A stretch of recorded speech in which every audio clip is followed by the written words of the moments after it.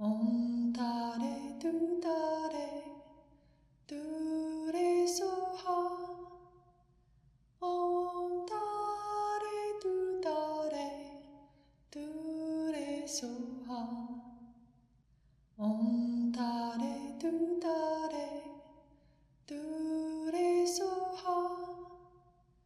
Om Tare Tu Tare. All right, so we are in this wonderful stage of going through these foundational practices on the guide path, essentially, to enlightenment. So, pretty good path to be on, I think. And last week we tapped into the foundation of it all, the 3 higher trainings. And I'm going to pop up the text there. We're just getting into the training on wisdom, and just since we have a couple new people, so we're reflecting on the explanation of the 3 higher trainings. This is literally the path of liberation, of freedom from all suffering. The 3 higher trainings, higher training of ethics, of refraining from harm, of engaging in virtue. We talked about that. And the higher training of concentration. This is how we establish the capacity to actually pay attention, concentrate and not have our mind just be a prisoner of every worry, impulse, fear that arises. And we actually have the ability to be present, to attend to what we choose to reflect deeply upon what we are doing and attending to, and really taking care of our mind. And then we got to the higher training in wisdom, which is the ultimate liberation, just seeing things as they are. The higher training of wisdom involves learning to see things correctly as they really are. The principal wisdom to be developed is the direct realization of emptiness, the actual antidote to ignorance, and the other delusions that keep us imprisoned in samsara. So fundamentally, this is the root cause of all of our mental and emotional suffering, as we misperceive ourselves, our experience, and how we exist and how things are, the real causes of our fears and worries, and the real causes of our joys and our happiness. It's just all very confusing. We actually think that person out there is a jerk instead of recognizing that my perception of them and how I see that person has something to do with whether I see them as a jerk or not. Somebody likes that jerk. Odd. Most people have a mom who'll stick up for them, but how someone appears to me, how I experience someone is always a subjective experience based on my conditioning and my experiences. And I'm filling in a person based on that view. Somebody will see the very same person and like them, and I'll see them and be annoyed by them. But I'll think they're annoying. And I'll forget that I have something to do with that experience. And I'll forget that these feelings, emotions, and experiences that I'm having have a lot to do with me, not what I'm pointing my finger at. And the problem is, I'll try to change all that so I'll feel differently instead of working with myself and how I'm experiencing things and recognizing that relationship. But, it's very difficult to get that because we often just, this food's delicious. That restaurant's a good one. This one's not. There's a lot of traffic in Carbondale. Yeah, compared to LA. Everything's so relative. And, and, but things seem so objective and independent. But we actually exist interdependently. Every word coming out of my mouth has been taught to me. Everything I know how to read, has been taught, and words and language, and people I've never met in my life are responsible for how I get to be today. I'll forget all that. and think, well, I thought that. Yeah, I thought that. Yeah. So I forget I'm very interdependent and I'm always in a state of becoming. My body's changing. My emotions change. This, yeah, I'm not some stagnant John that I drag around day to day. It's just not how I exist. But it feels that way, right? It feels that way. So out of that confusion, we create a lot of our own struggles and suffering, perceiving ourselves in this very limited way and seeing others in a very limited way, and then trying to get all of them to behave the way we would like. And, then I'd be happy. I wish you'd all just buck up, but you're so uncooperative. And, uh, and so, we can see how this creates quite a few problems in our lives, just misunderstanding the causes and conditions that give rise to how I feel. So, ethics, virtue, concentration, and wisdom. These three work together and they become the path of freedom. And so that's the next paragraph is that they're going to bring to mind. But Connie already has her hand up. All right, straighten us out, Connie. Well, that's sweet that you would think that I would be able to do that in the name way. Yeah, please do. Under the daily practice book, I've been using that. And there's something, and I'm wondering if it relates to that, and it's under the non-virtuous actions. And Uh-huh. not having the clarity of understanding actions, and I'm thinking about other people in there and their consequences, the cause and effect of karma, virtue, and non-virtue. And I interpreted that as when I criticize and don't understand what I don't understand someone else's life karma. Does that relate to what we're talking about here? Sure. So within the 10 unwholesome actions or non-virtuous actions, 3 of the mind, and you're on the third one, wrong view, basically. Okay. Right. So wrong view. So wrong view is where we don't really understand these relationships and those actions, right? Which is exactly what we're talking about. Okay. And Okay. recognize that cause and effect and even that how someone is in the world, makes a lot of sense to them. Doesn't Yes. make any sense to me. Yeah. Their views and beliefs, but based on their conditioning, how they're raised, the imprints and so forth, they see the world differently than I do. And so a wrong view would be, to not understand that whole process. Yeah, good connection, wrong view. So wisdom would be correct view, and which is challenging to ultimately cultivate, but it is what actually liberates. So it's the whole journey. So in the text, they want to kind of bring these 3 together and now contemplate how these 3 are connected. The higher training in wisdom is the most important of the 3, but cultivating it is not easy. We need to keep our minds still and focused during meditation to penetrate the veils of incorrect perceptions that prevent us from seeing the true nature of things. Therefore, training in concentration is an essential prerequisite for developing wisdom. A simple example that illustrates this is preparing for an exam. If you can't keep your mind concentrated, you won't be able to understand and retain the material you were studying.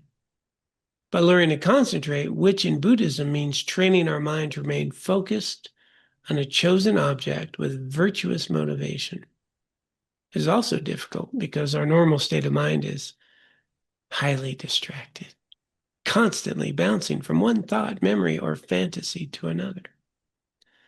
One cause of this is carelessness about our behavior during daily life.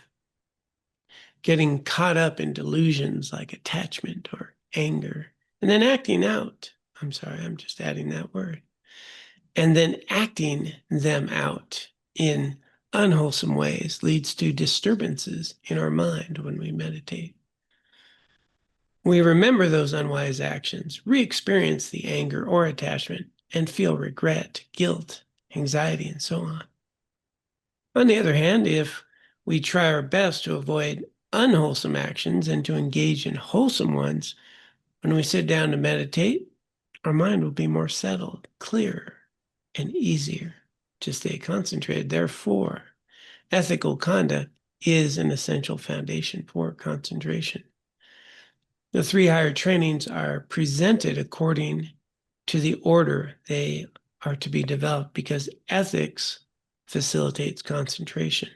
Concentration facilitates wisdom. But that doesn't mean we must first perfect the earlier ones before starting to work on the later ones. We can practice all 3 from the start. So this is just fundamentally how everyone can improve their life. If I do things that are ethical, that I feel good about, probably going to feel pretty good about who I am. If I do things I don't feel good about, I'm not going to feel so good about who I am. And so this ethics is the foundation then of any inner peace, well-being, joy. I mean, fundamentally, I'm going to feel good about who I am when I do things I feel good about. And fundamentally, I'm going to feel anxious, worried, insecure when I'm not doing things I don't feel good about, right? I mean, that's just nature.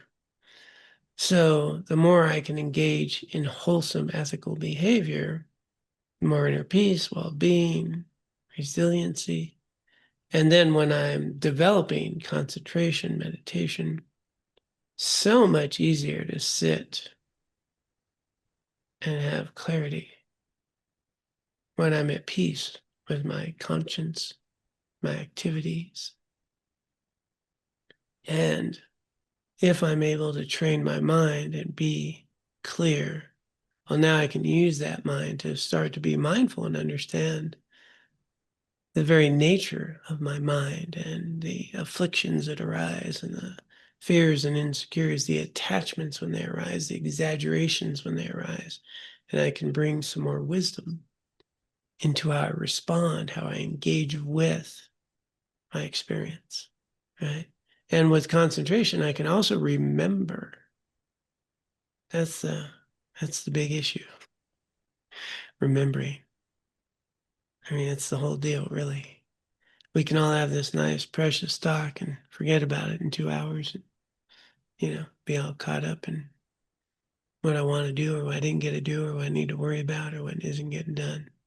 And forget all about how I exist, the state of becoming, the causes of well-being. So this capacity to remember, to bear in mind, to be present, concentration is essential. But then, we can go in the reverse order. If I start with wisdom, I can understand that everything I'm experiencing is impermanent. My fears right now will not be my fear an hour from now. Matter of fact, can you remember what you were worried about last Tuesday? It's like, but last Tuesday was a pretty big deal. But I'll forget when I'm worried now that, I can't remember all the worries I had 3 weeks ago or a month ago or a year ago and what my big concerns were or whatever. But but it's going to be real big now. I'll forget all that because I'm pretty caught up in what I'm worried about right now, what needs to happen. Totally forget that these thoughts and feelings and emotions are very impermanent and they only arise in dependence upon what I'm paying attention to in that moment.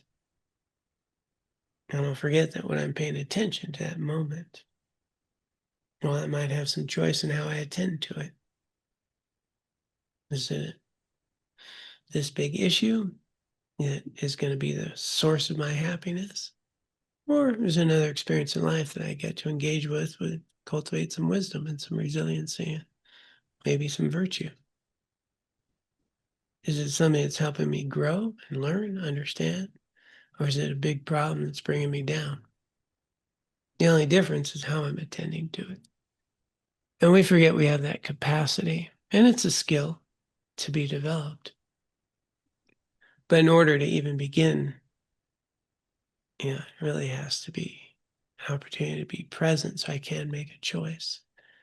So if I have the wisdom to understand that I'm arising moment to moment, I'm always in a state of becoming, that everything about me, everything I experience is impermanent, changing all the time. My relationships, my family, my friends, the town I live in, job, the economy, they're all changing, always have been. Nothing's stagnant, permanent, unchanging. Everything is. I can remember everything's changing and that I'm existing interdependently with everything and everyone, and that I'm in a constant state of becoming something, not a stagnant John drag around every day. There's John. Here's his issues. Here's his problems. And some days I don't have any problems. Some days quite comfortable. Other times anxious. But I'm not. The anxiety, these come and they go, and I'm interdependent, and I have this life, and how I become has a lot to do with what I'm doing now. How I respond, how I engage is creating the future John. So every moment's an opportunity to create a better future. So if I have the wisdom to remember that whatever's arising is pretty natural, life's messy, it's very,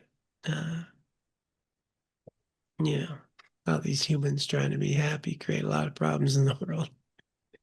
And, it's very messy. Cars break down. We get injuries. Cancer happens. It's normal. I'm not surprised when I get a diagnosis for cancer, because guess what? It actually happens. A lot of people. I don't have cancer at the moment that I'm aware of anyway. But, the idea is that I could, right? I could. Why wouldn't I? Other people do. And that every day that I'm alive is a very rare, precious thing that happens once. Only once. Now, if I have the wisdom to recognize I get to participate in this life currently, in a day that comes only once, it's filled with opportunities to make my life meaningful, to cultivate virtue and wisdom and understanding and improve myself and the world. Well, that's a very different view than I have to get through a day. Right? Very different view. Hard to maintain that view because I'll forget all that. I can be all spiritual at 8 a.m., but start messing with my dessert and we're going to have some issues. And, so we forget these things. So the ability to have wisdom in the view of knowing the real cause for my happiness and well-being arises from virtue. And the real cause of my suffering and anxiety comes from non-virtue and exaggerations and misunderstanding. It's very simple. Well, first I have to know that's true in my own mind, so we explore that. But if you do get to that point, then there's really not much to worry about. Everything's an opportunity to grow, to learn, to improve, to live life meaningful way while I have life. It's good. And this mind-body thing will start to say, oh, it's not good, man. Don't you know? There's some stuff here, And then I'll forget that inertia of physical somatic experience is temporary. I just need to allow it to come and go. I don't need to give it any more energy. Need to understand it, experience it. Don't stuff it. It's telling me something. It's teaching me something. So with wisdom, you can see where then it's easier to respond with virtue. Because whatever's happening is an opportunity to engage with it with virtue or with self-centeredness, self-grasping. Self-centeredness, self-grasping leads to more suffering. responding with virtue and an understanding of interdependence and this cause of well-being, well, that leads to wisdom, understanding, peace, resiliency.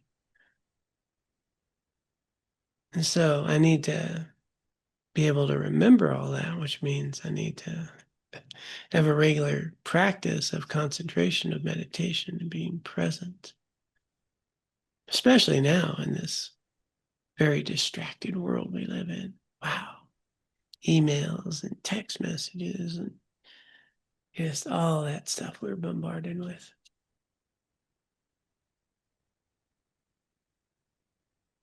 I'm just remembering a time with no email. You're at home. Wow. Didn't have any email to do. Might dial someone up. Some people don't even remember what that would mean. Dial someone up. What's it mean to dial someone up? A whole generation has no idea what that really means. I used to be pretty quick on the speed dial, especially when I was trying to call my mom and my brother's picking on me. He said I could speed dial real quick. About to hit me. Mom wants to talk to you. Yeah. So, we live in this very distracted, fast-paced digital world. It's very difficult to cultivate that presence, that concentration, that pause. So really critical to have a good, solid practice, meditation, concentrate, be present, to have the capacity to feel uncomfortable without reacting, and respond with some wisdom. So these three things come together, and the beautiful thing about this path of liberation is there's nothing in there that says you got to be a Buddhist. You live with more ethics and values, you'll feel better about who you are. If you're more concentrated, you're more capable of making healthy choices and being present, not forgetting. And if you live with more wisdom, we tend to have more choice about how we respond to life and what attitude we bring to it, and bring the lessons of our past into our day and how we relate to people. We're going to suffer a lot less. But yeah, they work in union, even though they build on each other. And what's core to all spiritual growth is ethics. You'll find that across the board, all tradition. Ethics, good ethical conduct. And in Buddhism, it's really focused on non-harming. What am I doing that's not harmful? And really being aware of the impact my thoughts, my speech, my actions have on myself. Right? I don't want to harm myself. I have a lot of negative, critical thoughts. That's something we forget. We talk about not harming others. What about ourselves? Would I talk to my friend the way I'm talking to myself? It's kind of harmful. So watching body, speech, and mind, how we treat ourselves, how we treat others, recognizing we live independence upon each other. A lot of people I don't like built the roads I get to drive on. A lot of people I don't like, probably responsible for the food I eat or the clothes I get to wear, or words I get to use, or the schools I ever went to. Yeah, I can forget all that. I may have supported the taxes that allowed me to have education. I love the quote that Laura brought up from, what was the father's name? Carmelite? Father Eric. Father Eric Harvard, not horror. H-A-R-A. Horror.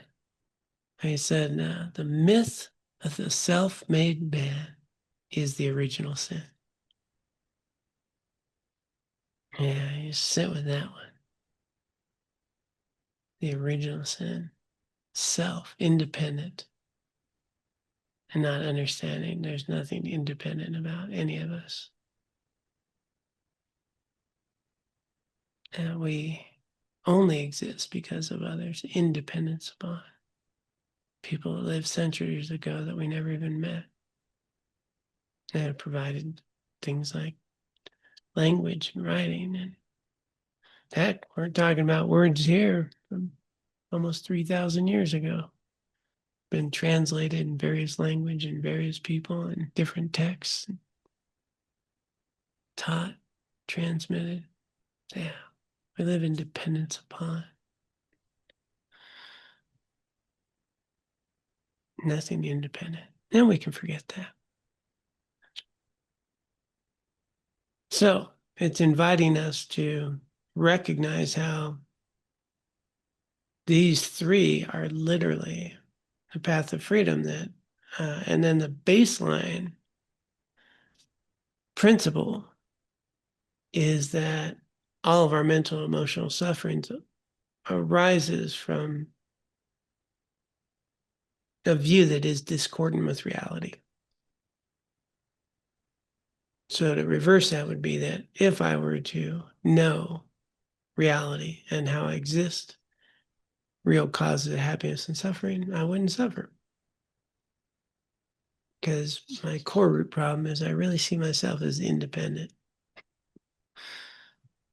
And you're different and independent. And I don't recognize that even how I'm experiencing you has a lot to do with me. I'm filling in the details. You're bringing something, but I'm bringing something. You know, can forget that. I'm going to bring up my coloring book analogy again, since we have an artist in the room. But it's just so it explains emptiness to me in a way that I think is very tangible. Emptiness. So we say people, places, things, phenomena are empty. What they're empty of are the qualities and attributes I'm imputing upon them. So if I could see this room, these people, these scapes as outlines, but who's filling in the detail? I am. I'm seeing someone as funny or not funny. I'm seeing someone as attractive or not attractive. I'm seeing someone as tall or short.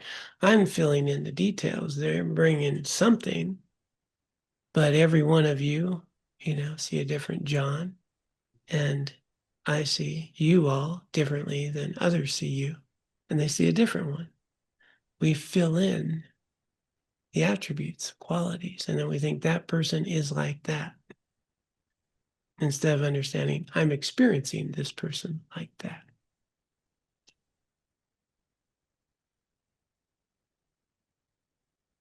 Big coloring book. And we forget that I'm the one with the crayons. I think you brought your own. And what an interesting thing is I can pick a different color. Maybe this person isn't just a jerk. Maybe they're having a bad day. Maybe they're struggling. Maybe they're yelling because they're suffering. Yeah, you gotta understand that in a different way. And as I change, all of you change. As I change, I see and experience people differently. And so the real causes of my anger, my frustration, all that are the seeds within me that think you and it and those things should be different than they are to make me happy.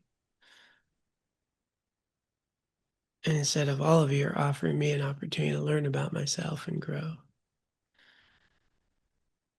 and understand.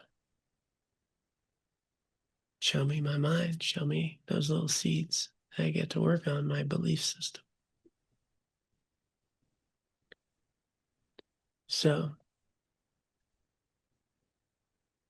literally, whether there's no belief system here, there's only investigation. What's true? How do we actually exist? Where do our thoughts and feelings come from? Pretty sure they're from within, from my exploration.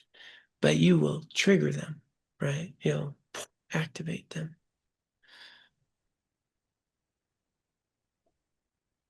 All right, Larry.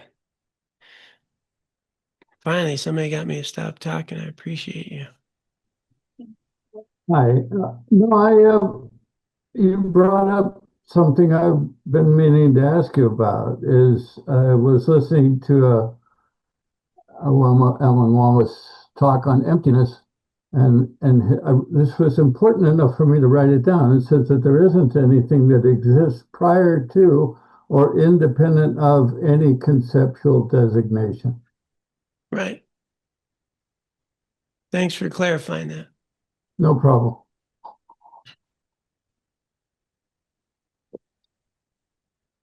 Existing prior to and independent of any conceptual designation. Yeah. AKA a label.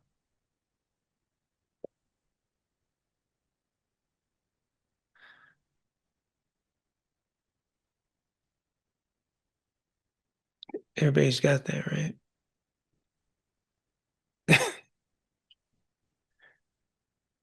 Does a table exist before you call it a table? No. Thank you, Kate. It's But sitting right there's there in something front of me. there. Something Yeah, it's sitting right exists. there in front of me. Oh, sorry. Yeah. It's not, that's not saying that nothing exists and we create it with our minds. Didn't Is say it? nothing exists, but the conceptual designation. So even the idea that this is a table, that's a concept, right? You know, my Right. dog doesn't see a table. I don't have a dog. But if I had a dog, it wouldn't see a table, would it?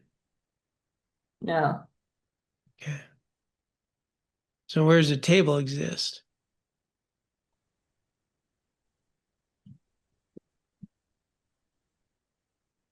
The In your mind. probability. Well, it's in your mind. It's It fits a right in with concept. It's a fits right in with concept. my wife. What's that? There. So a table is nothing other You than see, a my concept. wife, I ask her why Go ahead, Larry. I'm going to shut up.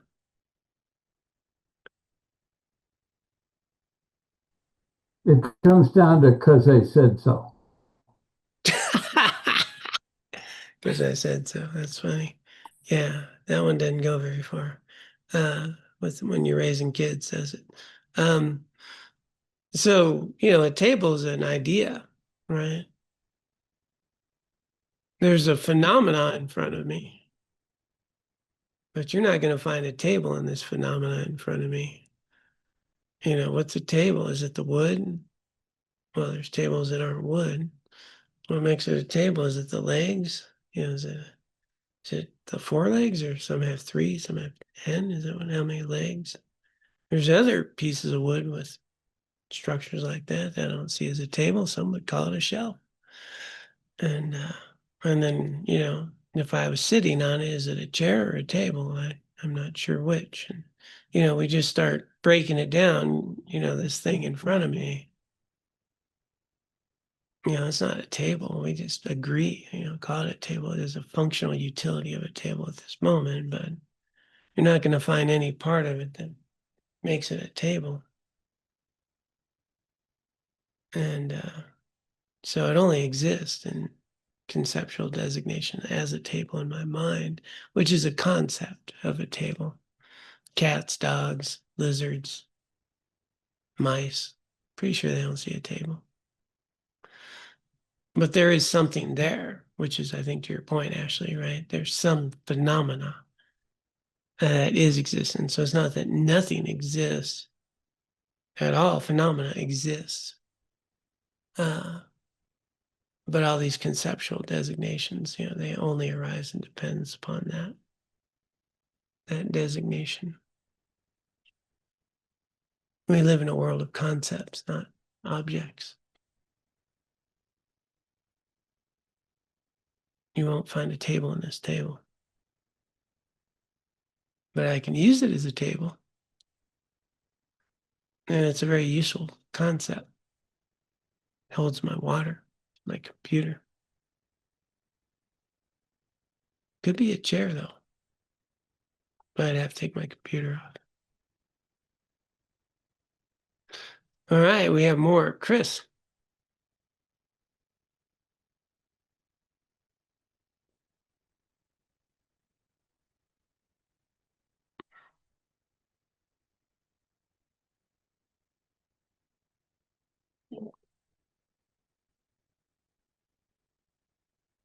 You trying to find that unmute button or? We can't hear you. That's the deal. If you're talking. So you might have to select the microphone setting.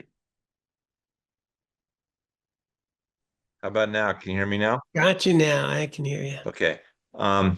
So here we go. So my thought is there's that quote, if a tree falls in the forest and there's no one there to hear it, does it make a sound? Mhm. And I think we're saying that, something, there may be some phenomena that occurs, but we label it as a sound. Yeah, could be. Yeah. So that's kind of how I think about that. It's just I forget which philosopher talked about that, but anyway, yeah, it's like it's something may be happening, but it only makes sense to us because we have to put it into a human context. Right. And we could probably explore that in great detail. But it's beyond my pay grade. Denali. Hey, John, thanks. You had me at artist and art. Thank you for bringing up crayons. I've assigned students of mine to draw a coffee mug, and there's been some pretty funny looking coffee mugs that have been drawn over the years. And what I teach them is that they've got the basic construct correct. There's two circles and then a sort of a cylinder that holds the two circles and then a hoop for the handle, but they're relying so much on their concept of a mug, the simplified concept of a mug, and their concretized understanding of a mug that they're not seeing the mug. They're not really looking. So their perspective and the way that they draw it is all the constructs, what they have, how they construct in their own mind what that mug is made of. It's very fascinating to teach people to see, which I guess we're talking about here in terms of reality. Like, what are we really looking at? Right. Which I'm sure you can imagine with shades of light and all these things. I'm not very good at seeing. Yeah. Thank you. Larry.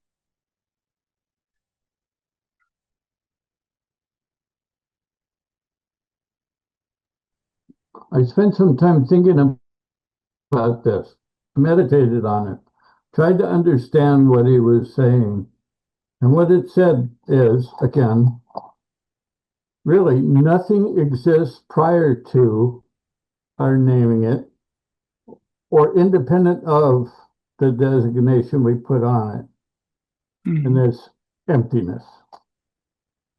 Mm-hmm.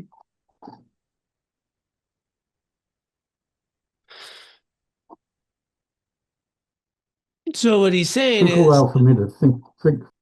yeah, no. So until something is perceived, it doesn't come into existence. There needs to be an observer. It needs to be an object to observe, right? And then you get back to if there's a tree that, somewhere else. But when you get into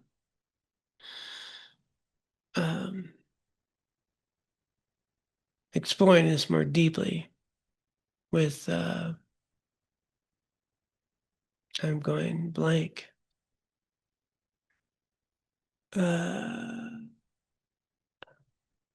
Quantum physics. Boy. Yeah, then you're going to start to see these correlations of, things only exist in relation to the objects of measurement and the observer and the observed, and you can't. There's nothing that exists, like even the observer changes the experience, like. But we're getting beyond my training in quantum physics.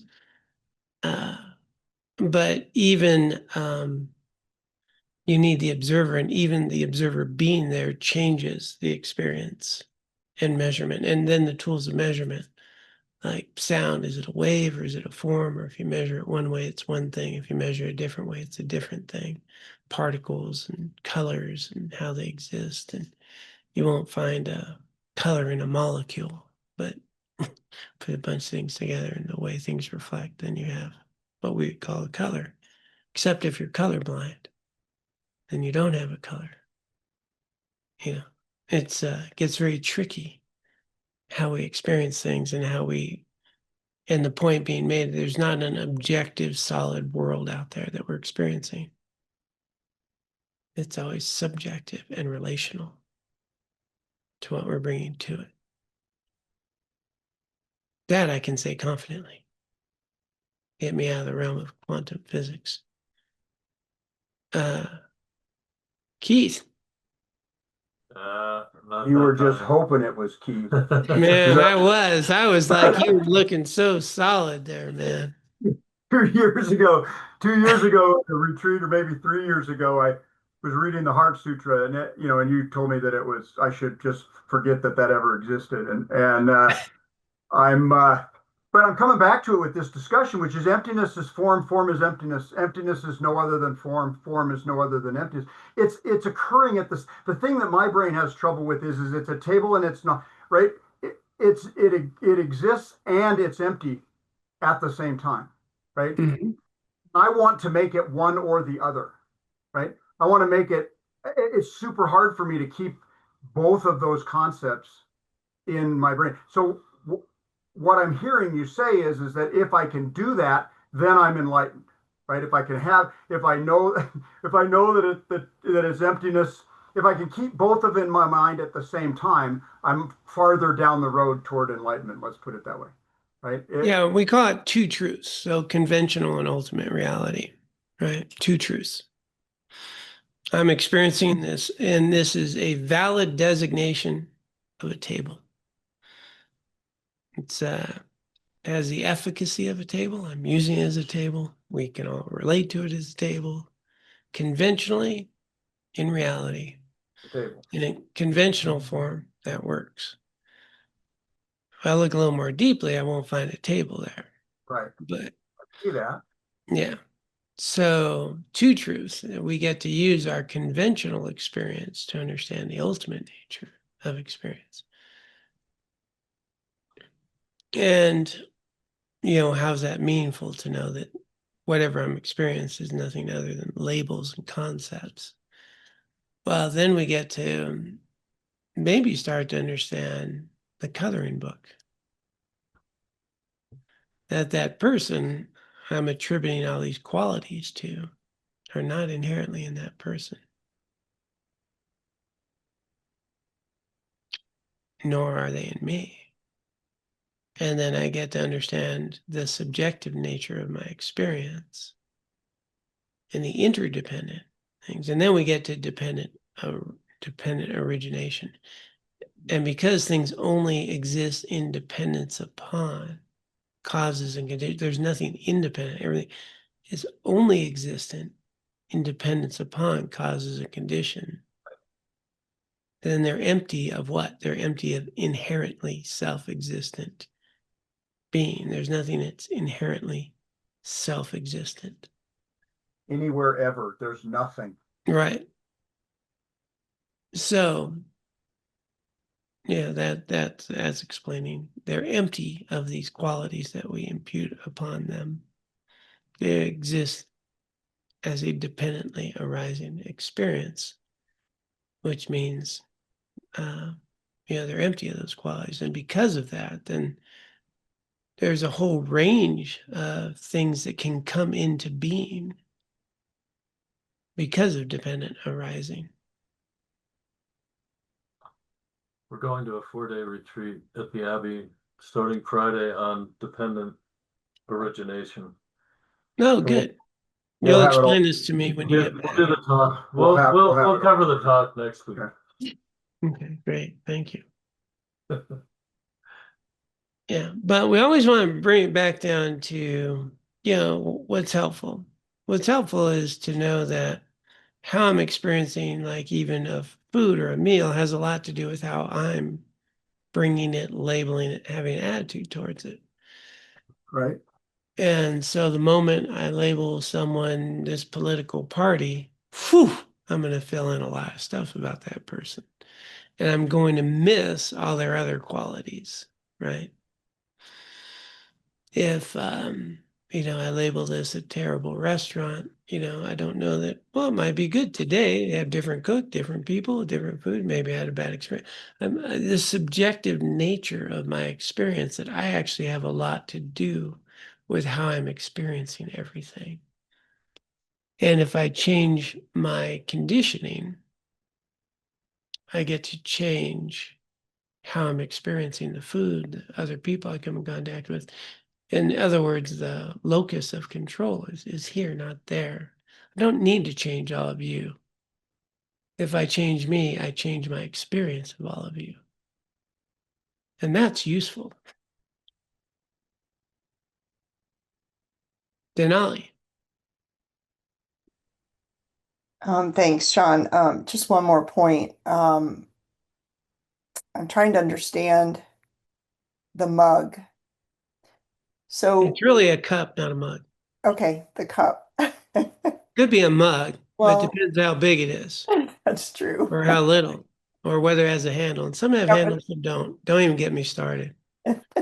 If you ever understand the mug, okay, what's your question? Because So it's the parts for some people that make up the mug. And I guess when I start to get curious about what really makes up the mug, and I can say it's light and shadow, that is at least one way for me to pull myself out of the construct and see something from a different angle. That mug only exists because there's light and shadow creating the form. And is that kind of where we're headed when we look at a person, if we can just see something other than our construct, that we start to pull ourselves out of this? yeah, the more you can deconstruct, right? And that's what you're doing. Right. Light and shadow gives rise to what we see as an image of a mug, right? And so this physical form, this water sack that's in front of me, right? Aren't we like 75% water or something?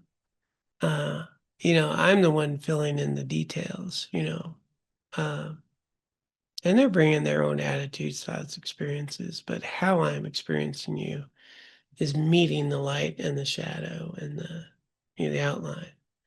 And it's a dependently arising experience between you and me, both of which do not exist independently nor objectively.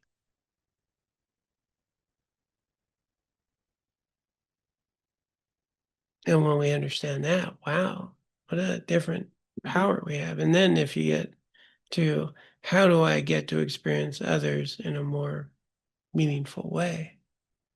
The more I engage in virtue and cultivate these qualities, karma and all that, is the shading, the light and the shadow of how I'm experiencing people is formed by my own karmic imprints. And so the more virtue I get to put in there, I get to experience you, food, roads, everything differently. So my palette is really virtue, wholesome, healthy behaviors, thoughts, and attitudes. But I'll tend to want to change all of you instead of the shading that I'm bringing to it. Which doesn't mean that people won't do harmful things. We don't need to stand up and do things. Again, conventional experience. But I understand that people do things out of their own confusion, their own grasping, their own issues. And so I can put my boundaries up or engage with them, not thinking they're a terrible person, but understanding they're operating out of their own afflictive states. And I don't need to be angry about it to set a firm boundary or to restrain someone or to stop something, right? We still do that. But there's no need to think ill of the person. Might have some compassion as we restrain them. Yeah.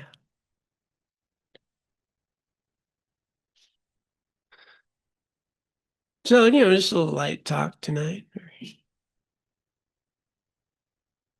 fundamental. And that's the key, is to remember that we're always having a subjective experience. And even the labels, I have a lot of fun with the cup thing, because what makes something a cup? And then, well, it's a mug. Well, what's a mug versus a cup? Is there a size? Where's that size? And when's it stop being a cup? When's it being a mug? Then is it the handle? Some cups don't have handles. Some mugs don't have handles. Some, you just start finding that none of that kind of really works. And then there's the mug shot, which is very different. And that was my little souvenir saving deal.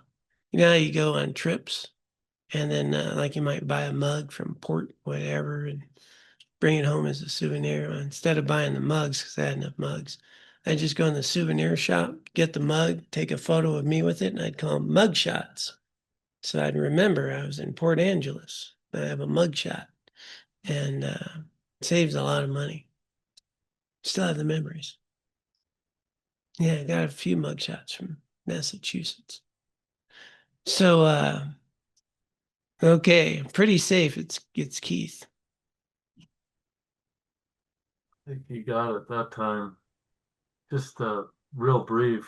What's helped me is so much of your teaching about just languaging, that helps me cut through a lot of this. When I want to say somebody's annoying, it's really become pretty automatic for me now to say I'm experiencing annoyance with this person, which takes me out of that, fixed, reified, inherent, seeing them as a fixed, reified, inherent, annoying being.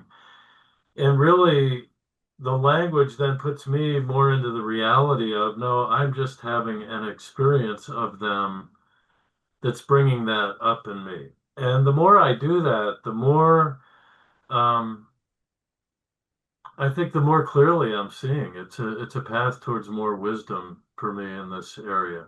So that's been extremely helpful, and I appreciate it. Yeah, thank you. Yeah, and we'll wrap up here. And Kate had mentioned earlier potentials. Basically what we're experiencing is a field of potentials, that arise. And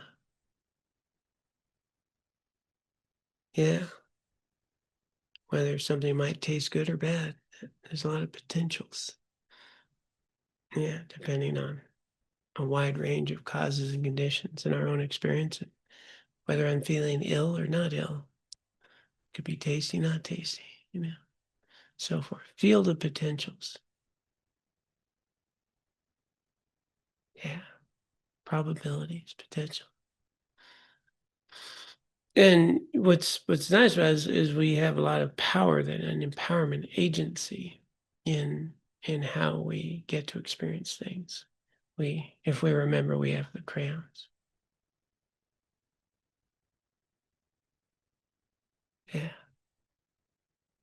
Good thing it's not marbles, because I've lost a few of those. But crayons. Yeah. All right, well, let's dedicate this time and energy. And again, just the summary: ethics, concentration, wisdom, developing our mindfulness, our attention, our mind to engage in virtue with more understanding of what we're doing and why we're doing it. Be very helpful. Ethics, concentration, wisdom.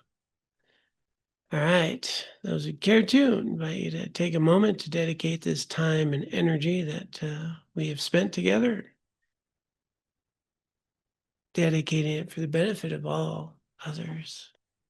That our efforts here today and collectively and throughout our lives find their way into the world in ways that alleviate suffering and help others find freedom, happiness, and well-being, and that we're able to use the merit and wisdom cultivated here today and throughout our lives to help us cultivate our hearts and minds in ways that are practical and meaningful, eliminating suffering and cultivating understanding, that we may ultimately be free of all mental afflictions and be of greatest benefit to all.